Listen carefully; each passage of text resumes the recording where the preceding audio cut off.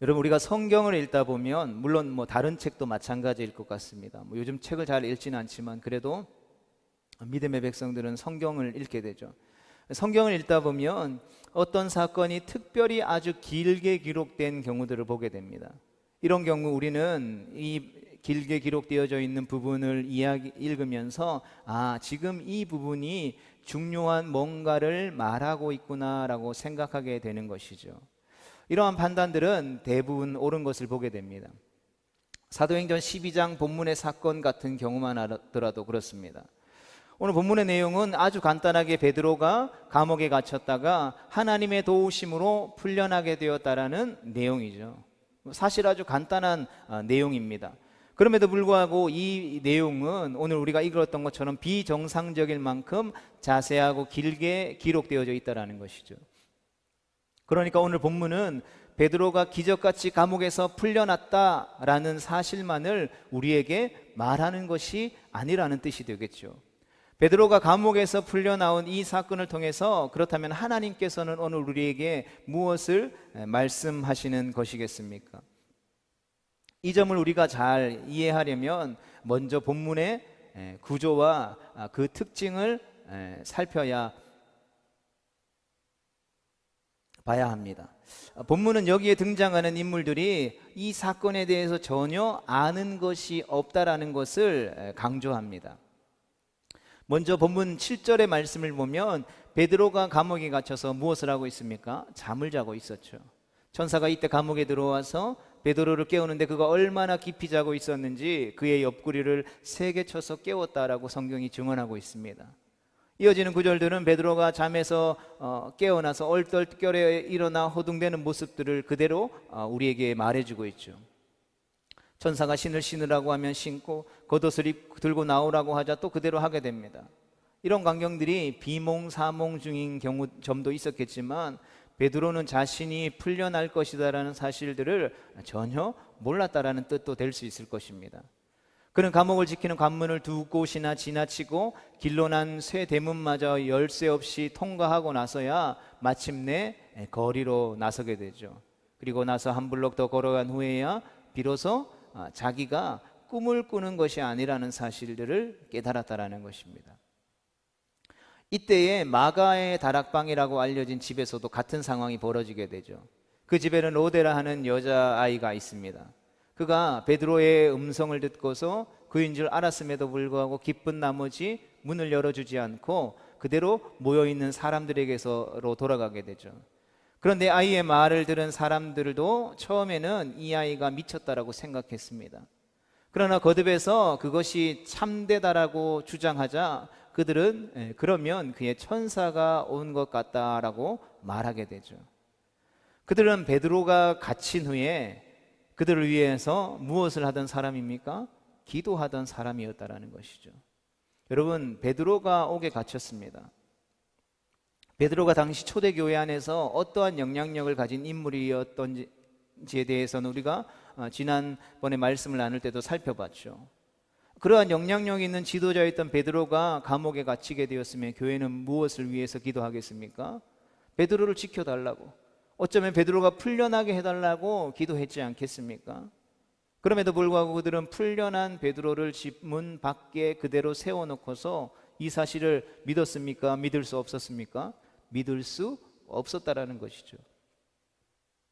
이러한 사실들은 이 사건이 인간이 미리 계획하거나 진행해 왔던 일이 전혀 아니라는 점을 우리에게 강조해 주고 있다는 것이죠. 그렇다고 한다면 본문은 우리에게 무엇을 말하려고 하는 것이겠습니까? 본문의 주인공은 하나님이십니다. 즉 하나님께서 계획하시고 하나님께서 실행하신 하나님의 한편의 드라마를 우리가 보고 있는 것이죠. 본문 1절의 말씀을 보면 이렇게 기록되어져 있습니다. 우리 같이 읽어보겠습니다. 시작.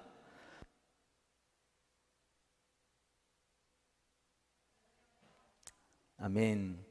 당시 이 예루살렘이라고 불려지는 유대 지역을 통치하던 왕은 헤롯이라는 왕이었습니다. 그는 세계사의 역사 속에서 아그리파 1세로 알려진 인물입니다. 그는 헤롯 대왕의 손자로서 로마 황실과 매우 친한 사이였습니다.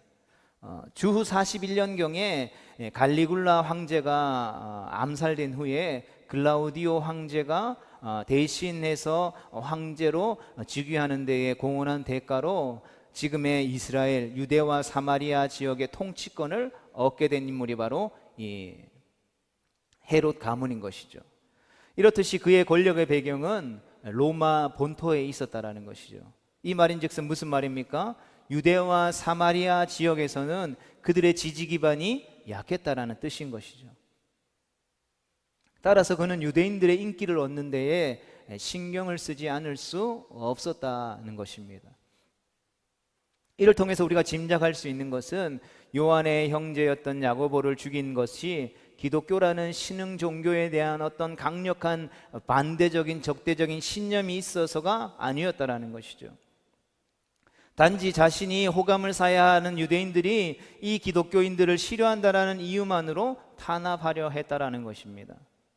야고보가 순교한 이후에 헤롯 왕은 유대인들의 반응을 살피게 되죠. 유대인들은 야고보가 죽은 것에 대해서 어떻게 생각했습니까? 매우 기뻐했다라는 것입니다. 헤롯 왕은 그들의 환심을 사기 위해서 이제 베드로마저도 잡아 죽이려고 하는 것이죠. 성도 여러분, 이것이 오늘 우리가 읽은 본문 말씀의 역사적인 배경인 것이죠. 그러니까 이번 본문은 두 개의 그룹의 갈등이 기본적인 구조를 이루고 있는 것입니다. 하나는 헤롯과 유대인들의 갈등, 그리고 반대쪽에는 하나님이 서 계시는 것이죠. 그리고 헤롯과 유대인들은 야고보를 죽이고 이어서 베드로마저도 죽이려고 하는 것이죠. 야고보와 베드로가 죽임을 당해야 하는 이유는 그들이 죽을 죄를 지었기 때문이 아닌 것입니다. 예수와 예수교인들, 그리고 신흥 종교의 세력이 되어서 날로 걷잡을 수 없이 퍼져가는 기독교회가 미웠기 때문인 것입니다. 그러나 이것은 하나님이 보시기에 명백한 하나님에 대한 도전이었다는 것이죠. 하나님께서 이것에 대해서 가만히 있을 수 없을 것입니다. 하나님께서는 이 헤롯과 유대인들의 탄압에 대해 분명한 메시지를 전달하셨습니다. 그것은 하나님께서는 그 엄중한 감시를 뚫고서 베드로를 아주 손쉽게 빼내주셨다는 것이죠. 그리고 이것은 명백한 하나님의 승리를 보여주는 사건입니다. 사도행전의 앞부분에서 우리는 세상이 어떻게 반대하고 방해하려 한다 하더라도 하나님의 계획을 결코 세상이 막을 수 없다라는 사실들에서 계속해서 살펴보고 있습니다.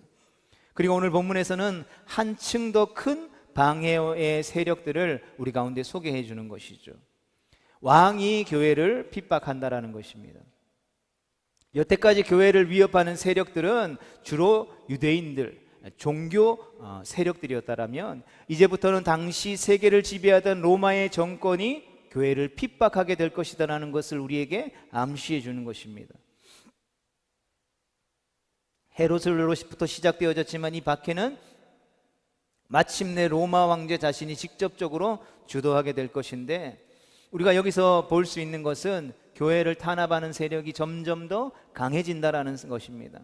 그리고 이들의 작전 역시 점점 치밀해져서 성도들이 도무지 숨을 쉴 수 없는 상황이 되어간다는 것이죠.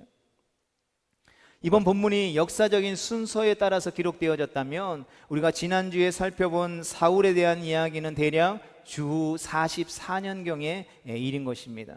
그리고 초대교회 성도들은 앞으로 약 20년 후에 네로 황제의 대박해를 경험하게 될 것이죠. 이것이 초대교회 성도들의 운명이었습니다. 그러나 그렇다고 해서 이런 교회를 성장시키려는 하나님의 계획은 세상이 막을 수 없다라는 것입니다. 그 계획은 이미 오순절 이후에 여러 가지 방해에도 불구하고 착착착착 계획대로 이루어져 가고 있는 것이죠. 예루살렘으로부터 시작해서 사마리아와 안디옥, 그리고 소아시아, 즉 지금의 튀르키예, 터키 지방에 이르기까지 교회는 끊임없이 확장되어져 나아가고 있었습니다. 세상은 그들을 미워하고 반대하고 핍박하지만 하나님의 계획은 결코 실패하지 않았다라는 것입니다. 세상이 교회를 핍박하면 예수님의 제자들은 일시적으로 흩어지는 것처럼 보입니다. 무엇인가 끝난 것처럼 보인다라는 것이죠. 이로써 세상은 일시적으로 우리가 이겼구나, 승리했구나 라고 착각한다라는 것입니다. 그러나 성경은 그것이 사실이 아니라는 것을 우리에게 말해주고 있는 것이죠. 핍박을 피해서 멀리 도망가거나 흩어진 성도들은 그곳에서 패배자로서 주저앉아 숨어 살아갔던 것이 아니라 가는 곳곳마다 예수님의 복음을 전하게 되었습니다. 그리고 거기서도 성령 하나님의 역사하심을 따라서 오히려 예수님을 믿는 자들이 더욱더 늘어나게 되는 것이죠. 그러므로 오늘 본문에 기록된 베드로의 이 탈옥 사건은 하나님의 이러한 선언을 공표하는 사건이 되어진다라고 할 수 있는 것이죠. 너희들이 아무리 핍박하고 반대하고 죽음으로 위협한다 할지라도 결코 어쩔 수 없다는 것이죠. 하나님께서는 나의 시간표를 따라서 이 세상에 나의 교회를 세워갈 것이다라는 것을 공표하고 계시다라는 것입니다. 여러분, 그런데 본문에서 우리가 유심히 살펴봐야 할 것이 있습니다. 이런 하나님의 놀랍고 위대하신 계획 가운데에 부름받은 성도들의 상황과 모습은 어떠했는가 하는 것이죠. 정직하게 말하면 이들은 하나님의 이러한 원대한 구원의 계획에 대한 파트너로서의 능력이 부족했다라고 보는 것이 정직한 표현일 것입니다. 야고보가 순교하고 베드로가 잡혀갔을 때에 이들은 염려하기도 하고 기도하기도 했습니다. 그들은 이미 몇 년 전부터 하나님께서 교회를 부흥시켜 가시는 모습을 보아왔기도 했습니다. 그들 가운데 어떤 사람들은 이 역사적인 현장에 있었던 사람들도 있을 것이고, 어떤 사람들은 이 사실에 대해서 전해 들은 사람들도 있었을 것입니다. 그러나 사람은 과거를 잘 잊어버리죠. 이들은 하나님의 크신 역사를 수없이 경험하고서도 무기력한 모습을 보이게 됩니다. 베드로를 위해서 기도하던 이들은 베드로가 집으로 찾아왔음에도 불구하고 이 사실을 인정할 수 없었다는 것이죠. 베드로가 찾아온 것 같다라는 아이의 말을 듣고서 그들은 한결같이 그 아이를 향해서 네가 미쳤구나 라고 말합니다. 더욱더 그 아이가 아니요, 나는 거짓말을 하는 것이 아닙니다, 나는 진짜를 말하는 것입니다 라고 고백하자, 그러면 베드로의 천사가 찾아온 게 아닐까 하고 말했다라는 것이죠. 어떻게 감옥에 잡혀있는 베드로가 지금 여기 이곳에 올 수 있다는 말이냐라고 말해주고 있는 것입니다. 사람들이 이렇게 호동되는 와중에 베드로는 계속해서 문을 두드리게 되죠. 그리고 그제서야 이들은 문을 열고 밖에 서 있는 베드로를 맞아들이게 됩니다. 성경은 이런 성도들의 모습들을, 이들의 믿음을 있는 그대로 우리에게 보여주고 있습니다. 세상을 구원하기 위한 하나님의 원대한 계획이 위한다면 이들의 믿음은 얼마나 형편없는 믿음이겠습니까? 여러분, 이들의 믿음은 하나님께서 이적을 베푸실 때에 막 열광적으로 반응했다가 조그마한 삶의 어려움과 문제만 닥치면 언제 그런 일이 있었냐는 듯이 금세 쪼그라드는 믿음이었다라는 것이죠. 성도들은, 제가 이 초대교회 성도들의 믿음을 너무 과소평가하는 것이겠습니까? 어떤 분들은 이 상황을 마주하면서 이 상황을 겪어보지 못했기 때문에 나올 수 있는 말이라고 생각할 수도 있습니다. 물론 틀린 말은 아니죠.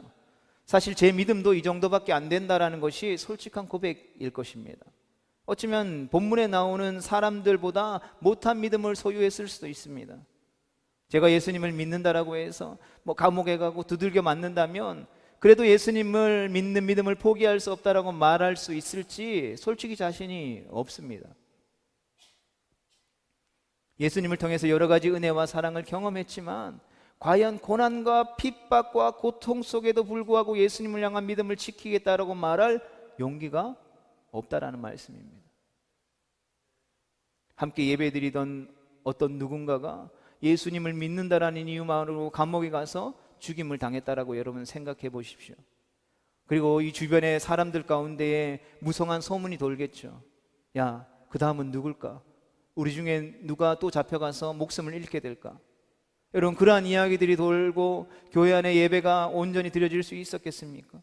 그러한 흉흉한 소문 가운데에 마음의 담대함을 가지고 평안함을 가지고 그 다음은 내가 되겠습니다 라고, 나는 예수님을 위해 목숨을 바칠 수 있습니다 라고 말할 수 있는 사람이 어디 있겠습니까? 성도 여러분, 성경은 인간이 얼마나 나약한지를 숨기는 것이 아니라 우리에게 정직하게 보여주죠. 인간은 선을 행할 그 어떠한 능력이 없다라는 것을 우리에게 분명히 말해주고 있다는 것이죠. 우리 믿음의 조상들이 그랬고 예수님의 제자들이 그랬으며 예루살렘 교회의 성도들이 그랬다라는 것이죠. 역사 가운데 많은 믿음의 선진들이 있었지만 그들 모두가 온전하지는 못했다라는 것입니다.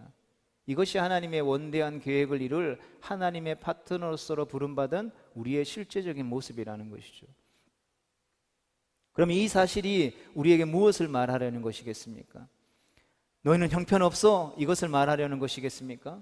그래서 너희 형편없는 모습으로는 하나님의 계획을 이룰 수 없어 라고 말하는 것이겠습니까? 아니죠. 그 반대를 이야기해주고 있는 것입니다. 예수 그리스도를 머리로 하는 교회를 일으켜서 부족하고 연약한 투성이지만 그럼에도 불구하고 머리 대신 예수님을 섬기는 교회를 일으켜서 마침내 온 민족과 백성과 족속이 하나의 이름으로 하나님을 찬양하게 되는 하나님의 나라를 회복시키겠다는 하나님의 계획은 확고하다라는 것입니다. 하나님의 계획은 그 일을 이루어야 할 파트너로 부름받는 우리의 연약함과 부족함에도 불구하고 반드시 그 일을 이루실 것이다 라고 말씀하고 있는 것이죠. 여러분, 이것이 바로 오늘 본문을 포함하고 있는 성경이 일관되게 증거하는 메시지인 것이죠. 그리고 메시지만을 증거한 것이 아니라 실제로 그러한 연약한 인간들의 모습을 통하여서 오늘 이때까지 하나님의 나라가 이루어지고 확장되어지고 전파되어져 왔다는 것을 우리는 알 수 있는 것입니다. 따라서 우리는 이렇게 역설적으로 말해야 할 것입니다. 하나님의 일은 마침내 이루어질 것이다. 이 일은 우리의 부족함과는 상관없이 이루어질 것이다 라는 것을 말이죠. 성도 여러분, 우리의 믿음 없음과 부족함은 하나님의 일을 이루는 데에 방해되는 문제가 아니라는 것이죠. 하나님은 어떤 분이십니까? 우리가 하나님을 찬양하지 않으면 밖에 나뒹구는 아무 쓸모없는 돌멩이를 통하여서도 찬양을 받으실 수 있는 분이라는 것입니다. 오히려 하나님의 전능하심을 더욱 명백하게 보여주는 배경이 되어진다라고 할 수 있는 것이죠. 성도 여러분, 이러한 믿음과 이러한 신뢰와 확신을 가지고서 우리가 다시 한 번 더 오늘 본문의 말씀을 들여다보는 순간 우리는 이 본문이 바로 오늘 예배하고 있는 이 말씀을 대하고 있는 우리에 대해서 이야기하고 있음을 깨닫게 되어질 것입니다. 우리는 예수님을 믿는 사람들이며 오늘도 어제도 앞으로도 하나님께서 우리의 필요나 소원을 채워주실 것을 위해서 기도할 것입니다. 그러나 그것을 이루어 달라고 하나님께 아뢰면서도 우리는 그 기도가 과연 이루어질 것인가에 대해서도 진지하게 생각하지 않을 것입니다. 그리고 우리는 우리를 통해서 하나님의 이 원대한 구속의 사역이 이루어질 것인지에 관해서도 도무지 자신할 수 없음을 고백할 수밖에 없을 것입니다. 아주 정직하게 말해서 우리를 통해서 하나님의 나라가 이루어질 것이냐 보다도 지금 내게 산적해 있는 문제를 하나님께서 내가 바라는 대로 이루어 주실 것이냐에 더 관심이 있는 것이 사실인 것이죠. 여러분, 이것이 솔직한 저의 상황이고 솔직한 우리의 상황이라는 것입니다. 하나님의 일은 아직 끝나지 않았습니다. 그의 나라가 이루어지려면 얼마나 더 있어야 할지도 모릅니다. 그러나 우리는 여전히 그 하나님의 원대한 구원의 역사에 동참하기에는, 그 역사를 이룰 파트너로 일하기에는 여전히 연약하고 여전히 부족하다라는 것이죠. 그렇다면 우리가 이렇게 연약하고 부족하기 때문에 수습 불가능한 이 상황에 대해서 하나님께서는 당신의 계획을 포기하실까요? 저는 아니라고 확신합니다. 성경 어디에도 너는 부족하니까 나는 너를 통해서 일할 계획을 포기할 거야 라고 말하지 않으셨다라는 것이죠. 위대한 모세를 이어서 이스라엘 백성들을 약속의 땅 가나안으로 이끌어들여야 할 여호수아, 얼마나 마음이 두려웠겠습니까? 수십 년간 위대한 지도자였던 하나님과 얼굴과 얼굴을 맞대서 직접 말씀하셨던 그 모세의 뒤를 이어서 그 40년 동안, 여러분, 여호수아와 갈렙 이외에는 다 죽었잖아요. 출애굽할 때 함께 나왔던 모든 사람들이 다 죽었잖아요. 불평불만하고 하나님을 대적하여 일어나는 일들을 벌이는 패역한 이스라엘 백성들의 모습을 보면서 강한 믿음의 담대함을 가진 것이 아니라 두려움에 떨었다는 것이죠.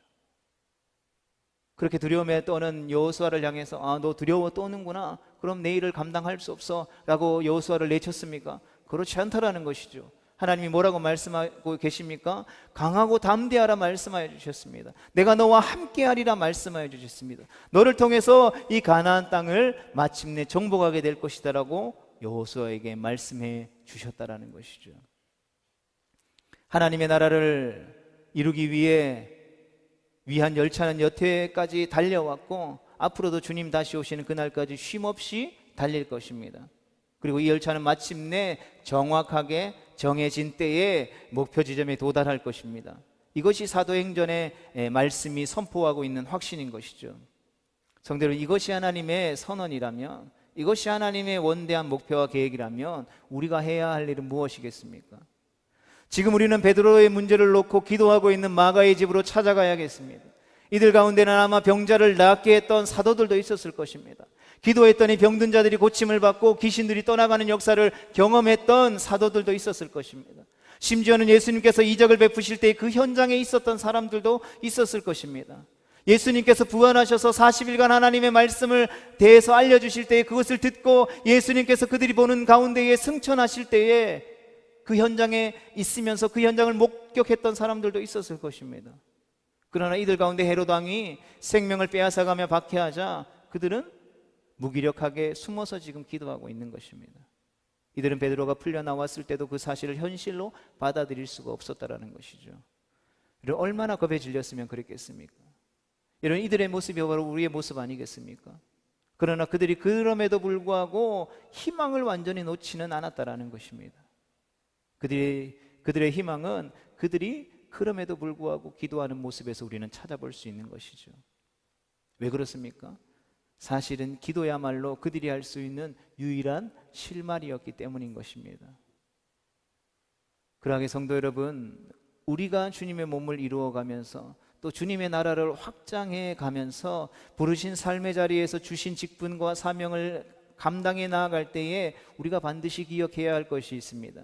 그것은 바로 하나님께서 원하시면 할 수 있다라는 믿음인 것이죠. 내가 할 수 있어. 여러분, 이것은 세상의 메시지죠. 그러나 나는 연약하고 부족하지만 하나님이 하기를 원하시면 할 수 있다라는 것이 바로 성경이 말하는 하나님이 우리에게 요구하시는 믿음인 것입니다. 상황이 이렇고 환경이 이렇고 형편이 이런 게 무슨 상관이냐? 환경이 이렇지만, 형편이 이렇지만, 상황은 이렇지만 하나님은 능히하지 못할 일이 없으신 분이시기에 하나님이 원하시면 할 수 있다라는 그 믿음, 그러하기에 절망적인 상황 가운데서 성도는 기도하는 것입니다. 우리가 잔엄하는 마음으로, 내가 할 수 있는 한 즐거운 마음으로 허락하신 직분과 사명을 감당하면 되지 하는 것이죠. 이러한 믿음이 우리 가운데에 불릴 듯 일어나게 될 수 있기를 주님의 이름으로 축복합니다.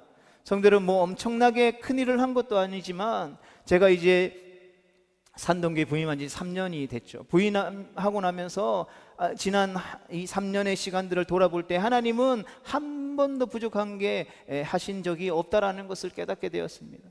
물론 길게는 제 인생을 돌아봐도 마찬가지였습니다. 하나님은 늘 차고 넘치도록 채워주셨다라는 것이죠. 하나님이 기뻐하시는 일들을 할 때에 걱정하거나 두려워하거나 염려하게 하지 않으셨다라는 것이죠. 물론 산동교의 상황을 인간적으로 바라보면 걱정할 일도 많고 두려워할 일도 많고 염려해야 할 일도 너무나도 많지만 그것은 세상적인 현실인 것이죠. 그러나 그러한 염려와 걱정과 두려움 속에서도 하나님은 당신의 일들을 멈추지 않으셨다라는 것입니다. 주님의 몸을 통해서 해야 할 일들을 부족하지만 우리가 하려고 몸부림칠 때 그것을 이루셨고 앞으로도 그렇게 이루어 가실 것이라는 것이죠. 성도는, 제가 이런 말씀을 드리는 이유는 제 믿음이 특별하게 크다거나 위대하거나, 그러니까 나를 믿고 따라오세요, 나는 배짱이나 통이 크다라고 말하는 것을 이야기하는 것이 아니라는 것을 기억할 수 있기를 축복합니다. 오히려 저의 믿음이 이처럼 자잘한 것에 이래도 넘어지거나 고민할 수밖에 없을 만큼 시원찮다라는 것이죠. 그리고 저희 믿음의 크기가 그런 사소한 문제들에 파묻혀서 어디에서도 하나님의 나라를 발견하기 어렵다라는 것을 말씀드리는 것입니다. 여러분, 우리는 하나님의 자녀이며 따라서 우리는 우리를 통해서 하나님의 영광이 드러나기를 바라죠. 이것이 우리의 기도의 제목입니다. 원론적인 기도의 제목이 그것이죠. 그러나 실상으로 우리가 들어가 보면 우리가 하나님의 영광을 위해서 기도하고 바라는 하나님의 영광은 기껏해야 오늘 먹고 사는 것에 문제가 없고, 직장에서 쫓겨나지 않고, 더 좋은 직장을 얻고 또 생업의 현장과 사업의 현장에서 일이 잘 풀려서 또 돈을 많이 벌고 할 수만 있다면 눈먼 돈이 꽁돈이 확 한꺼번에 통장에 들어와서 웃을 일 없는 인생에 웃음꽃이 피었으면 좋겠고, 자녀들은 좋은 학교에 가고 좋은 직장에 들어가고 좋은 배우자를 만나서 자녀 순풍순풍 낳고 행복해 사는 모습을 바라는 것, 그것뿐이잖아요. 새벽마다 이런 기도를 올려드리면서 기대하며 기도하는 것이 있습니다. 그것은 바로 이런 기도밖에 할 수 없는 보잘것없는 나를 통해서 도저히 하나님께서는 어떻게 하나님의 나라를 확장해가며 이루어 가실까 하는 것이죠. 이 산동교회를 통해서 어떻게 하나님의 역사들을 이루어 가실까에 대한 기대감인 것입니다. 성도 여러분, 우리가 함께 주일 오전 예배마다 나누고 있는 이 사도행전의 말씀을 통해서 말씀이 보여주고 계시는 멋진 장면들을 우리 머릿속에 계속해서 각인시켜 갈 수 있기를 축복합니다. 어떤 일들입니까? 성도들이 기도하면 하나님의 보좌가 진동하면서 초자연적인 기적들이 일어나죠. 기도하면 병든 자가 고침을 받고 귀신들이 쫓겨나고 굳게 닫혀있던 옥문들이 열려지고 예수 그리스도의 십자가의 복음을 증거할 때마다 믿는 자들의 숫자가 더해지고 하나님을 위해 헌신하며 드릴 때에 30배, 60배, 100배의 결실들을 역사하셔서 더 많이 더 큰 것으로 하나님께 영광을 돌리는 그런 일들이, 여러분, 이런 멋진 신앙의 장면들이 우리의 삶과 우리의 교회 가운데는 언제쯤 벌어질 것이며, 여러분, 이런 장면들에 비한다면 우리의 삶은 얼마나 하찮고 개인적인 일들에 묶여있고 함몰되어져 있느냐라는 것입니다. 여러분, 그렇다고 우리가 낭망하고 주저앉아 포기해야 하는 것입니까? 그렇지 않죠.